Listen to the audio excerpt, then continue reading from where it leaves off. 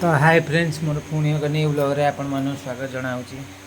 तो आज रात आज आम घरे खाइबा कौन है देखु अरुआ भात डाली